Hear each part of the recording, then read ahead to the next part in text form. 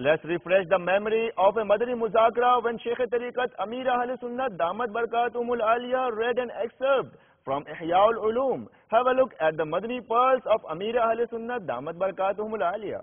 اس وقت میرے پاس احیاء العلوم کی چوتھی جلد ہے، مکتبۃ المدینہ کے مطبوعہ ترجمہ شدہ، اس کے صفحہ نمبر 168 تا 169 سیدنا لقمان حکیم رحمت اللہ تعالی علیہ نے جو اپنے شہزادے کو نصیحتیں کی ہیں، اس 7 نصیحتیں عرض کرتا ہوں۔ چنانچہ حضرت سیدنا لقمان حکیم رحمت اللہ تعالی علیہ نے اپنے بیٹے سے فرمایا، اے میرے بیٹے، علماء کی بارگاہ میں 2 زانو بیٹھو اور ان سے جھگڑا نہ کرو، ورنہ وہ تم سے ناراض ہو جائیں گے۔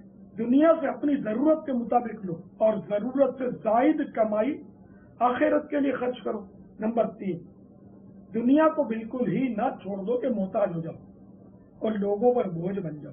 نمبر 4، ایسا روزہ رکھو جو تمہاری خواہش کو توڑ دے، اور ایسا روزہ نہ رکھو جو تمہاری نماز کا نقصان کرے، کیونکہ نماز روزے سے افضل ہے۔ 5، بے وقوفوں کی مجلس میں مت بیٹھو اور نہ ہی منافق سے کوئی تعلق رکھو۔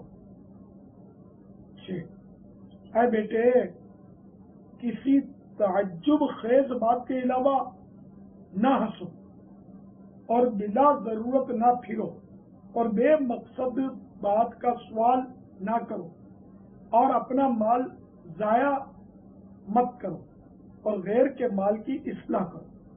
اپنا مال ضائع نہ کرو، اس مرادی کے مال حقیقت میں وہ ہے جو آخرت کے لیے چھوڑا ہوا ہے، اس کو ضائع مت کرو۔ اپنا مال ضائع مت کرو اور غیر کے مال کی اصلاح کرو، کیونکہ تمہارا مال وہ ہے جو تم نے آگے بھیجا اور جو پیچھے چھوڑا وہ غیر کا مال ہے۔ نمبر 7، اے میرے بیٹے، جو رحم کرتا ہے اس پر رحم کیا جاتا ہے، اور جو خاموش رہتا ہے سلامت رہتا ہے، اور جو اچھی بات کہتا ہے غنیمت پاتا ہے، اور جو بری بات کرتا ہے گناہگار ہوتا ہے، اور جو اپنی زبان پر قابو نہ رکھے وہ شرمندہ ہوتا ہے۔ صلو علی النبی صلی اللہ تعالی علی محمد